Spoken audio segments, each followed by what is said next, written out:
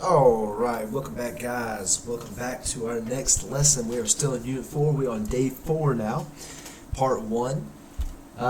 Today we're moving out of inequalities. We are looking at solutions to inequalities. Alright, inequalities now in one variable. Okay, so having one variables in these equations. So, let's jump right into it. Typical expectations. Pause the video, try the problems on your own first as much as you can. Use me as a second resource, right? That's the whole point of what we're doing. So, let's start off within the box. What is our objective today? What should we hope to achieve? Well, students will be able to solve one variable inequalities in order to understand that solutions represent the range of values that make a solution true. So before, when we were doing equations, when we solved for equations, we were finding one specific value that made it true. Now we're going to be looking at inequalities, which gives us a range of values. So more than one answer that could possibly work. Multiple answers, okay? And we'll discuss that as we go. All right? So, thinking about that, let's jump into our first problem, trying it on your own first. But it says, okay, we'll find a value, any value. So, number one, write some solutions to the inequality. Y is less than or equal to 9.2. Be prepared to explain what makes a value a solution. All right, so this is just a reminder of what inequalities are. We got Y is less than or equal to 9.2. What does that mean? A solution to that is any value, any number, that is less than or equal to 9.2. So any solution you give, as long as it meets that, you're good. So you could say 2, you could say 3, you could say -6. All these values are less than 9.2. And 9.2 itself is a solution because it is less than or equal to 9.2. All right. What about number 2? Write one solution to the inequality. 7 times 3 minus x is greater than 14. Be prepared to explain your reasoning. So, whenever you're trying to solve for a specific value for an inequality that's an actual like expression that looks like an equation, I always tell students, pretend like the greater than or the less than sign, whatever it is, pretend that's an equal sign until the very end. Okay? So we got 7 times 3 minus x is greater than 14. We'll solve that like you would any other equation. Okay, just again, pretend that greater than symbol is an equal sign. So if I'm trying to get x by itself, well, I can divide both sides by 7. Divide both sides by 7. And I get 3 minus x is greater than, well, 14 divided by 7 is 2. You can then subtract 3 to both sides. And you're left with negative x, remember there's a minus sign there, is greater than, and then 2 minus 3 is negative 1. Okay? And then lastly, you can divide by negative 1. Now here's the reminder. I don't know how much experience we have with this, but anytime you divide or multiply by a negative number when solving for inequalities, you switch the sign. So when it says greater than, I'm going to make it less than. That is a key reminder for this lesson. So one solution that could make that work is, well, anything less than 1. So 0, -1, -2. Anything like that would make that work. All right. Let's keep it going. Got good momentum here. Off to the orchard. So a teacher is choosing between 2 options for a class field trip to an orchard. So we got orchard A, which has it to where admission costs 9 per person, and 3 chaperones are required. At orchard B, the cost is $10 per person, but only 1 chaperone is required. At each orchard, the same price applies to both chaperones and students. Which orchard would be cheaper to visit if the class had 8 students? All right. Well, let's look at A. 8 students, right? For 8 students, we know that it's $9 for every student, so there's 8 students, plus, well, I have to have at least 3 chaperones, so I know I'm going to have 3 chaperones at $9 each. And if you plug it in the calculator, I got 99. All right, for B, it's $10 for every person, and there's 8 students. And in this case, only 1 chaperone is required, so I only have to do 1 chaperone at $10. And in this case, I get 90. So in this case, option B is my cheaper option. What about 12 students? All right, so it's the same as part A, but instead of plugging in 8 to what I said, I'm going to plug in 12. So I'm not going to rewrite it out. So everywhere you see an 8, plug that in. All right. And it still is going to be 3 chaperones or 1 chaperone here. But anyway, for A, I get 135. And for B, I'm getting 130. Test that out in your calculator to see what you get. So in this case, again, Orchard B is the better option. But what about 30 students? Okay. So if I did 30 students, I plugged it into the equation I wrote right there. I got that A equals 297 and B equals 310. So what does that mean? So yeah, Orchard B is pretty good for a small amount of students, but the more students we get, it's almost like A ends up becoming the better option. So let's think about that. All right, number 2, to help her compare the cost of her 2 options, the teacher first writes the equation 9, all right, here we go, 9 times n plus 3 equals 10 times n plus 1, and then she writes the inequality, this. So, essentially, the equation that we wrote right there is essentially what we were doing in the previous problem. It's just written a little bit differently. Okay, so we got one that kind of represents Orchard A, the first one, and then the second equation represents Orchard B. Okay, so she makes that equation, and then she writes the inequality. Remember, this is Orchard A. This is Orchard B.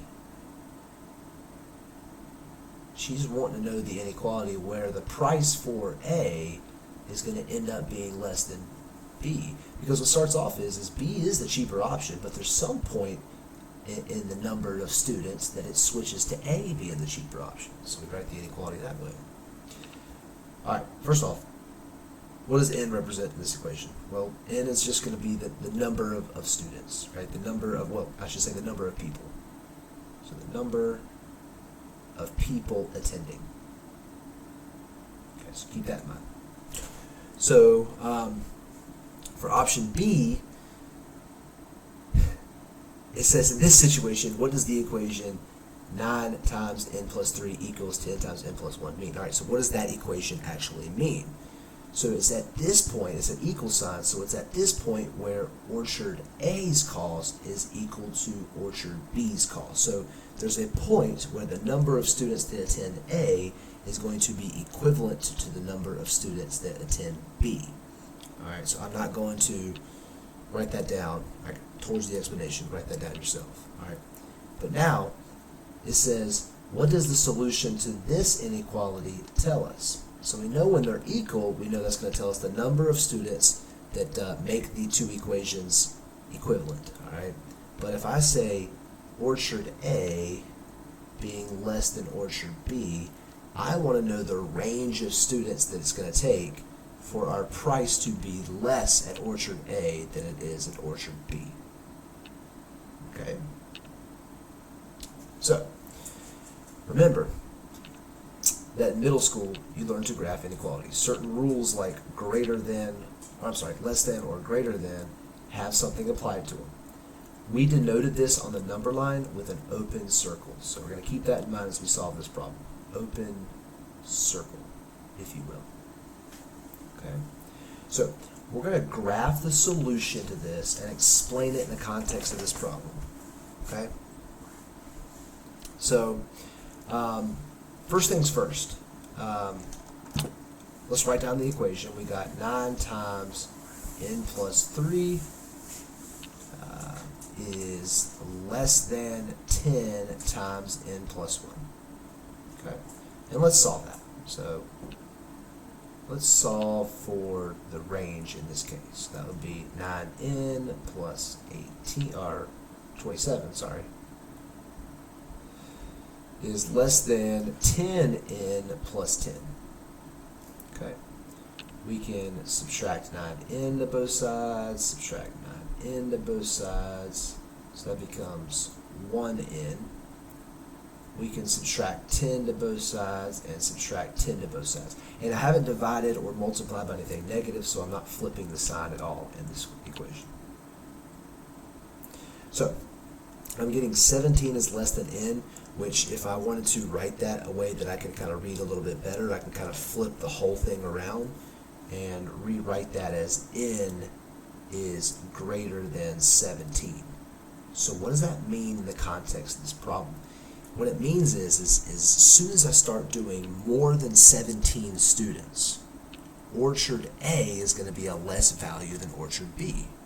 All right, let's kind of write that on the number line here. We put 17 right here, 18, 19, 20, and so on. And we'll do 16, 15, 14, so on. But right here at 17 on the number line, I'm going to put an open circle, because if I do 17 students exactly, orchard B, or orchard A is going to still be more money. But as soon as I exceed 17 students, orchard A is going to become less. So this is what I'm going to say. Draw my number line this way right here. And what that means is if I pick any number greater than 17, orchard A is going to be a less value. It's going to solve that equation in part C. Okay? So finding the solution like you would an equation and understanding what the values mean in the context of the problem. That's important. All right, let's keep this momentum going. We're doing great. So it says part-time work.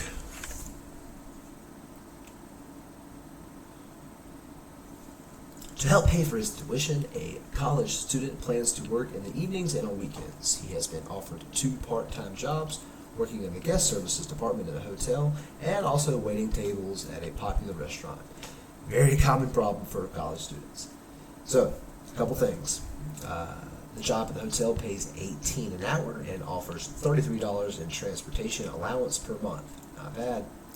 And the job at the restaurant pays $7.50 an hour plus tips. The entire wait staff typically collects about, on average, 50 tips each hour. Tips are divided equally among the 4 wait staff members who share a shift. So really, instead of getting $50, he's going to get 50 divided by 4, which is 12.5. All right, don't worry about making the equation. We already got it. So here is the equation for the restaurant. Here is the equation for what he's going to make at the hotel. And the equation kind of shows the number of hours where that's going to become equivalent. So, first things first, let's solve the equation and check our solution. Alright, so if I'm going to solve this equation, since these both have an h, let's go ahead and combine like terms.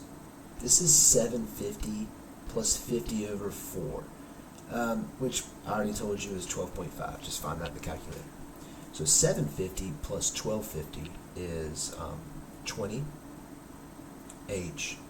and on the other side we have 18h plus 33.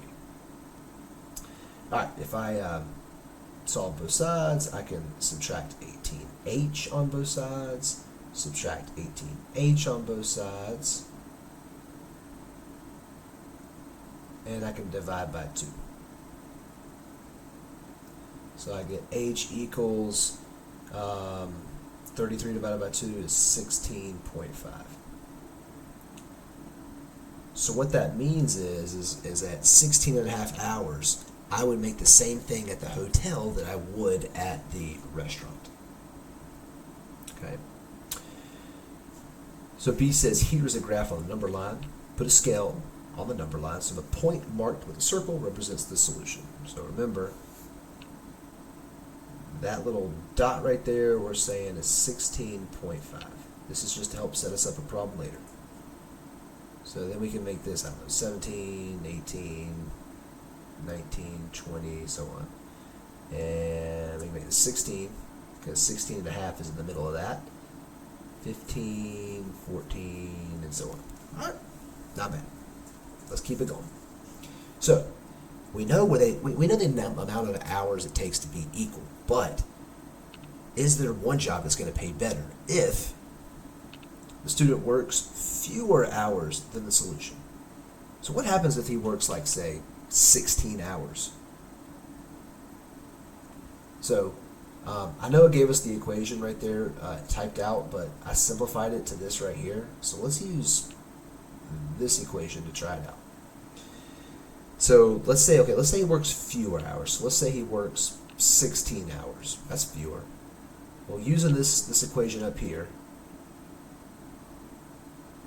what if I did 20 times 16 is equal to 18 times 16 plus 33? What if I do that? Well, 20 times 16 is 320. And remember, the 20 times h, that first equation up here, that represents the restaurant, right? So this is the restaurant, this is the hotel. Okay. So I get 320 equals, and then 18 times 16, that's 288. That should not be a negative. 288 plus 33, which again, in the calculator is 321. Okay. All right. So the bigger number here is right here. So if he works less than 16 hours, he should probably be choosing to work at the hotel because he'd end up making more money, right? What if he decides to work more? What if he decides to work more hours? All right, okay, do the same equation. Plug in 17. So instead of 16, instead of h, I'm plugging in 17 to see what happens then. All right, well, 20 times 17 is 340. And if I plug this into the calculator, I end up getting 339. All right, so if he decides to work more hours trying to get more money, it's beneficial for him to actually work at the restaurant. So work at the hotel if you work less than 16 and a half hours. Work at the restaurant if you work more than 17 hours. Probably the tips or whatever, I don't know. So not bad, right? All right. So here are two inequalities and two graphs that represents the solutions to the inequalities we talked about above.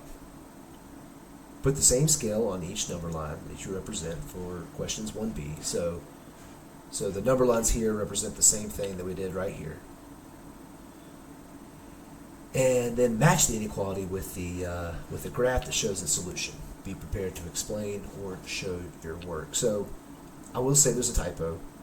This is supposed to be a greater than symbol. Apologize for that. But remember that the first one is restaurant. Okay. And the second one is the hotel. And we already solved this equation at the top. We got h equals 16.5. So now essentially what I'm saying is instead of equals, I'm saying this one is h is less than 16.5. And for this one I'm saying h is more than 16.5. If you solve it the same way you did up here with an equation symbol, you get down to the same answer, but now it's a greater than or a less than symbol. So anyway, so the first equation is saying, what if I work less than 16.5 hours? All right, what if I work less? Well, that's going to match up with this equation right here, because that's saying less than. And if I work more than 16.5, that matches up with this equation right here. But remember how to read that in the context of this problem. I'm essentially saying that if I work less than 16 and a half hours, well, it's beneficial for me to work at the, where did I have it up here? Right here. If I work less than 16 and a half hours, it's beneficial for me to work at the hotel. If I work more than 16 and a half hours, say 17 for instance, it's better for me to work at the restaurant. All right? Understanding inequalities in the context of the problem. That's the goal today. That's what we want. All right, let's keep it going. One more equation, or one more problem, and then the summary. All right, it says solve this equation and check your solution. So we got negative 4 times x plus 3 over 5 is equal to 4x minus 12. All right, we're just solving for it right now. Nothing too crazy there. So, I don't know, you can get x by itself. I don't like fractions, so I try to get rid of fractions. So I'm going to multiply both sides by, negative 5. Because that would be like negative 5 times negative 5, and that would cancel. And I'm going to multiply this side by negative 5. So I'm left with 4x plus 3 equals, now I'm going to put the negative 5 on the left side here. I'm going to say negative 5 4x minus 12, which you should be able to solve this equation. We can distribute the 4, distribute the negative 5. We get 4x plus 12 equals negative 20x plus 60. How about I add 20x to both sides, and I can subtract 12 to both sides. So I'm left with, those cancel out. On the left side, I'm left with 24x, and those cancel out. And on the right side, I'm left with 60 minus 12, which is 48. Divide both sides by 24. I get x equals 2. All right. So x equals 2 is the solution. If you want to plug it back in just to make sure it works, we're good. Now, we know what makes them equal. Well, let's consider this inequality. Let's say the first equation is less than or equal to the second equation. All right. Well, part A, let's choose a couple values less than 2 for x. So we know that 2 is the solution to the equal sign. Well, let's see what happens when I choose some values less than. Are they solutions to the inequality? So, I don't know, let's plug in something easy. Let's plug in, I don't know, 1. That's less than 2. So we're going to do negative 4, 1 instead of x, less than or equal to 4 times 1 instead of x, minus 12. I typed the left side in the calculator just like that, and I got negative 16 over 5, which is about negative 3.2, if not, I think that's exactly right. And on the right side, when I plug in the calculator, that's 4 minus 12 is negative 8. Is that true? Is negative 3.2 less than or equal to negative 8? No, it's bigger than. So no, numbers less than 2 are not solutions. Well, what about numbers greater than 2? I don't know, plug in 3. So that would be negative, let me do this in red. So that would be negative 4 instead of 1, or instead of x, we'll say 3 plus 3. Is less than or equal to, instead of x, we'll say 3. Alright, again, I plugged both sides in the calculator, and I got, on the left side, that's negative 24 over 5, which is negative 4.8, less than or equal to, That's 12 minus 12 is 0. So is negative 4.8 less than or equal to 0? Yes. So that tells us that numbers less than 2 are going to be solutions. All right, what about if we choose 2 exactly? All right, I'm not going to write it all out. Just plug 2 in for x. I end up getting negative 4 is less than or equal to negative 4. And is that true? Yes. Negative 4 is less than or equal to, it's equal to negative 4. So that works. So the solution to this inequality that we just showed through parts A through C is any value that is greater than 2, all right, any value x that is greater than or equal to 2. Not just equal, but greater than or equal to. We showed that any value we plugged in higher or equal to 2 is going to make this inequality true. So, how do I graph that? I'm going to go right here at 2. I'm going to put a closed circle because we also include that value. You put a closed circle, and it's every value to the right. All right. Very good, guys. Very good. Very good. That's essentially it. Let's run through the summary real quick. You can go through it quick or whatever you want to do. Just fill it out. I don't care, but I'm going to just read through a few of these. It says the equation, for example, 1/2 t equals 10 is an equation. Right? It's an equation because of the equal sign. So its solution is any value of t that makes the equation true. So if you were to solve for that, only 20 meets that requirement. So 20 is the only solution because 20 times 1/2 does equal 10. Now, the inequality 1/2 t greater than 10 is an inequality in one variable. So any value of t that makes the inequality true is a solution.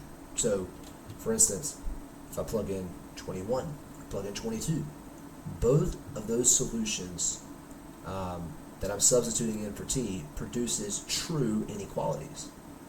So if I plug in 22, 22 times 1/2 is 11, which is greater than 10. So that's one way. One way to find solutions to inequality is just by reasoning skills. For example, to find the solution to 2p is less than 8, we can reason that 2 times a value is less than 8, that if 2 times a value is less than 8, that value must be less than 4. So a solution is any value of p that is less than 4, right? Because 2 times 4 is 8, so you want to pick any value less than 4. 2 times 3 is 6, which is less than 8. Another way to find the solution to, for instance, 2p minus 8 is to solve the related equation like we've been doing this time, right? We can say that, 2p equals 8, divide both sides by 2, we know that p equals 4, right? So 4 is kind of the boundary of the solution to the inequality. To find the range of values that make the inequality true, we can try values that are less than or greater than 4 in our inequality and see which one makes it true. So, let's try some values less than 4. For instance, if I plug in 3, I'm asking, is 3 less than 4? Yes. Is -1 less than 4? Yes. Is 5 less than 4? No. Is 12 less than 4? No. So in general, the equation is false when p is greater than or equal to 4 and true when p is less than 4.